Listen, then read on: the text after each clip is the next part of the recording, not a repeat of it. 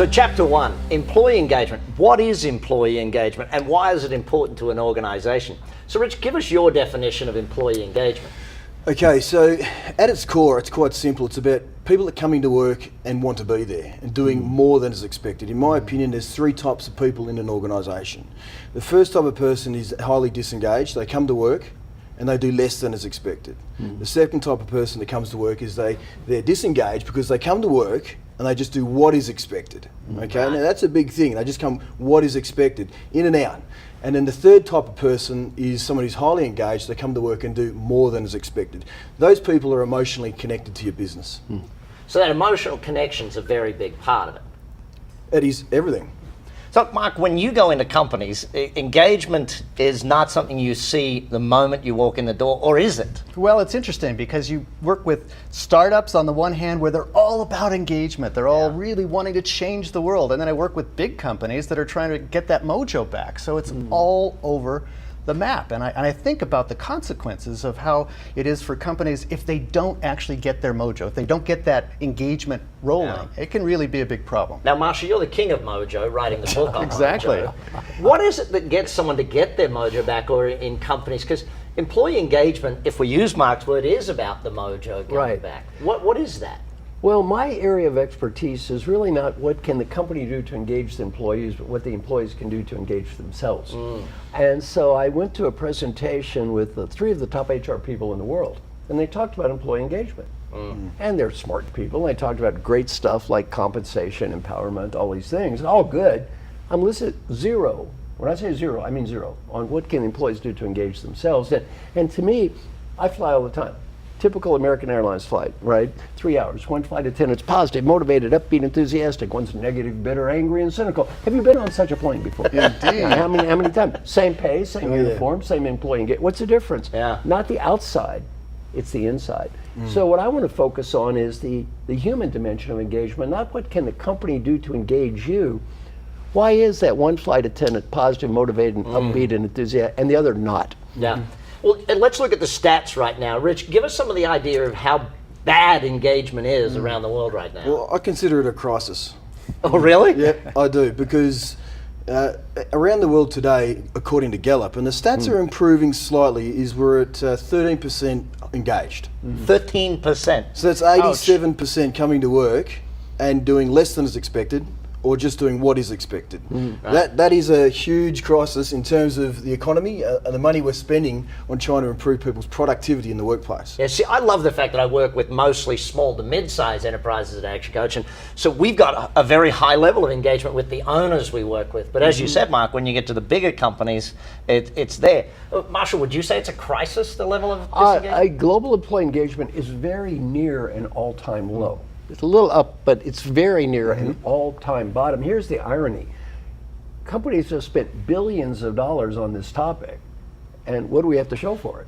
Well, according to the numbers, we don't have much to show for it. So I'm excited about this because let's try to turn the ship around. I don't like those numbers. Standing at a record high for spending, and you're not getting any ROI. That's crazy. Hang on, Mike, you work with a lot of millennials. And I do. There's a crisis today of how to manage millennials out there in the marketplace. Do you think there's a difference on engagement with them? You know, it's interesting. You know, we talk about baby boomers, Gen X, Gen Y, the millennials. You know, everybody has this epic search for meaning in their work. They're really trying to find a reason to come and to show up and to feel engaged in their work. And millennials, you know what they don't get enough of?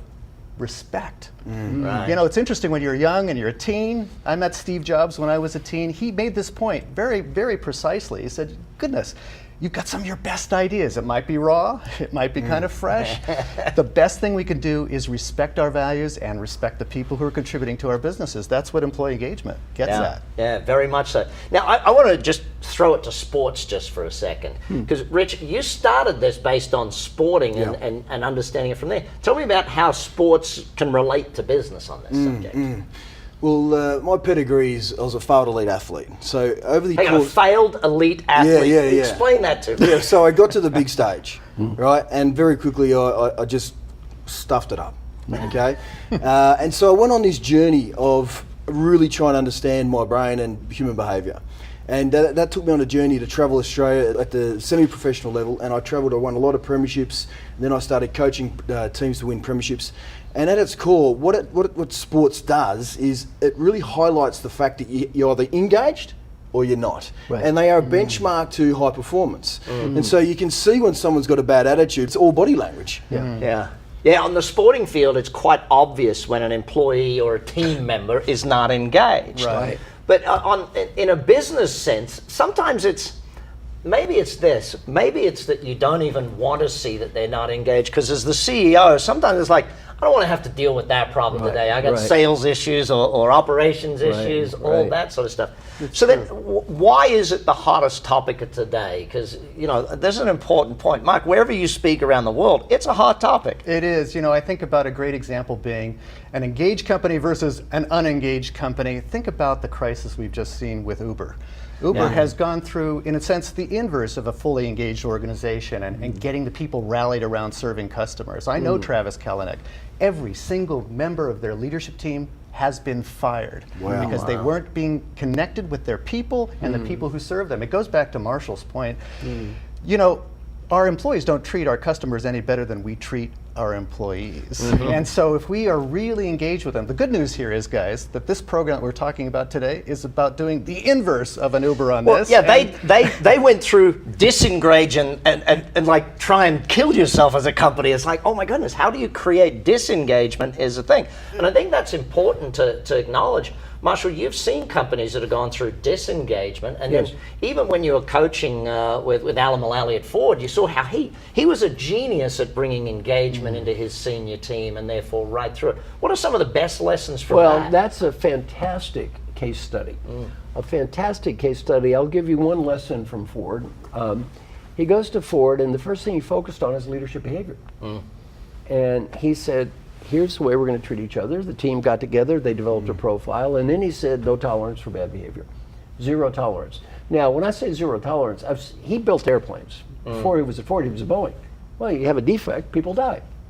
So his idea of no tolerance is no tolerance. Is no tolerance. You don't have defects. I've never seen a leader apply it to human behavior, though. For example, you make jokes about other people? No. Sarcastic comments? No. Cynicism? No. Put people down? No. Use your cell phone in the meeting? No.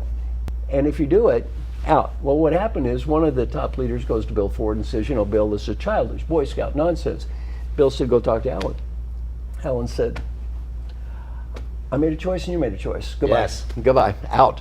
And he really didn't put up with behavior that was antithetical to engagement. I love Alan Mullally's statement of, I've never fired anyone, they've chosen to leave. That's right. I think that's a really important point. If you don't like it here, he says, it's okay. You just can't work here. Not liking it here is fine. That's okay. That way. I like it because I know with ActionCOACH, when I started my company, I actually wrote it was 12 points of culture to begin with, and it ended up 14 points of, these are the rules of human behavior in our organization. This is the way we will communicate with each other. Right. This is the way we will interact. And when you have those rules, I think it's important. And I guess that's what, when you look at Uber and Lyft, I guess that's what they're learning. The rules of human behavior are a big part of engagement. That's the good news, is that this seems to be common sense. It is. It's just really hard to do. Lyft ended up adding another $10 billion in market value by having fully engaged employees. The money is there.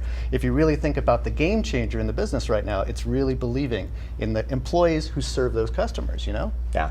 So you made an interesting point there that I want to touch back on, is that as you treat your employees, they treat your customers, and I add to that, your customers treat your business. Indeed. And Marshall, you even bring up the airlines, and you look at it and you say, geez, I wonder how Southwest treats their employees. And you can tell by the way the employees interact with you. Right. And then you look at some of the other airlines and you think, maybe they're not quite engaging their employees well enough That's right. and building.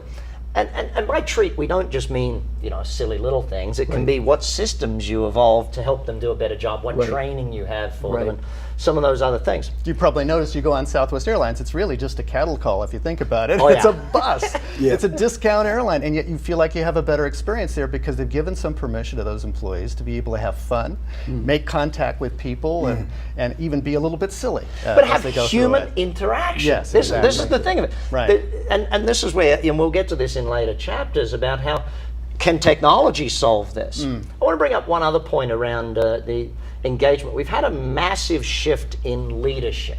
And if you or I go to the bookstore, we'll see 4 billion books on leadership. And thank you for producing many of those, you two guys. You'll see a bunch of books on execution. But the team, I got to go back to 5 dysfunctions of a team before I've seen the latest great book on team building. I think that employee engagement is really important to understand that it's about the team and that sort of stuff. Rich, when you work with the sporting teams, you get pretty tough on them as to how they actually acknowledge who's there and who's not there for the team. With the sports teams, we've got a whole lot of premierships in a fast amount of time. And I'm going to help you. Yeah. Being from America, most Americans don't have a clue what a premiership is. It's a championship. It's like the Super Bowl, Marshall. I know, but most Americans don't. So we'll have these cultural differences, Marshall. That's good, right. It's quite simple. Once you get the leaders to engage heavily and force communication from the leadership group, and they're united, I mean, it comes down to the leadership group, and then it just flows on from there. And we did that so simply. You force communication in, people create better behaviours. So there's a big difference between behaviours and values, which we'll cover on at some stage. And I think Marshall reflected on the behaviours of that leadership group before, and that's a real catalyst point. But what we do with the sports teams is it's just getting everyone to raise their productivity by everyone caring about each other. See, no one cares how much you know until they know how much you care. Yeah, that old axiom is true still today. Now, Marshall, you mentioned something earlier as well that I think is really important about the responsibility of the employee to take that on. And you told me once about a great story about surveys with this stuff. Can you just elaborate on that? Because I think that's an important one. If you look at the history of employee engagement, almost every question has been what you would call a passive question. Do you have clear goals? Do you have meaningful work? Do you have a best friend at work? All passive questions. And my daughter Kelly, she has a PhD from Yale. I'm very proud of her. She's a professor at Vanderbilt now. Well, she studied this with me, and she said, Dad, if you ask people passive questions, they have a negative response, they blame the environment. Do you have clear goals? Well, no. Well, why not? They're confused. Do you have meaningful work? No, they make me do trivia. Do you have a best friend at work? They're jerks, right? It's them. Kelly taught me the value of active questions. We're going to get to that later, where you really get people to focus on themselves. Now, I'm not saying passive questions are bad. It's good to do both. See, to me, I have no criticism of what I heard these people say when they gave this talk about engagement. My criticism is not what they said. I agreed with what they said. My criticism is what they didn't say. True. What they didn't say. And what they didn't do about it. They were playing the victim, in a sense. Yeah, that's it. They were missing half of an equation. Yeah. Look, ultimately, when we go into an organization to create engagement, there's so many things that can make it happen and not make it happen. But the truth is that it comes down to human beings interacting with other human beings. And I think that's sort of a very big point. To everything that Rich does with sports that he's now put into businesses and actually gets people to communicate with each other. And we'll go through that system with everybody in a little while. So Mark, I want to touch on the engagement advantage because that's something that's really unique and needs to be understood by people. Well, I think so. We ended up looking at why is it that a lot of ventures fail? Why is it a lot of big company reinventions also fail? You think about these big mergers, no value added.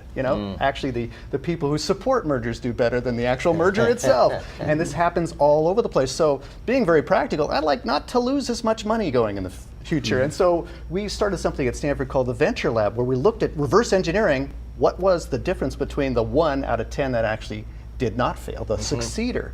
And what we looked at was kind of a motivational intelligence and an engagement advantage that the organization had. And it came around the fact that the most high-achieving, high-potential executives, they want to do things better, faster, and with higher quality. And what those 3 elements are, surprisingly, when you do exit interviews on high-achieving employees, they don't leave because they want more money.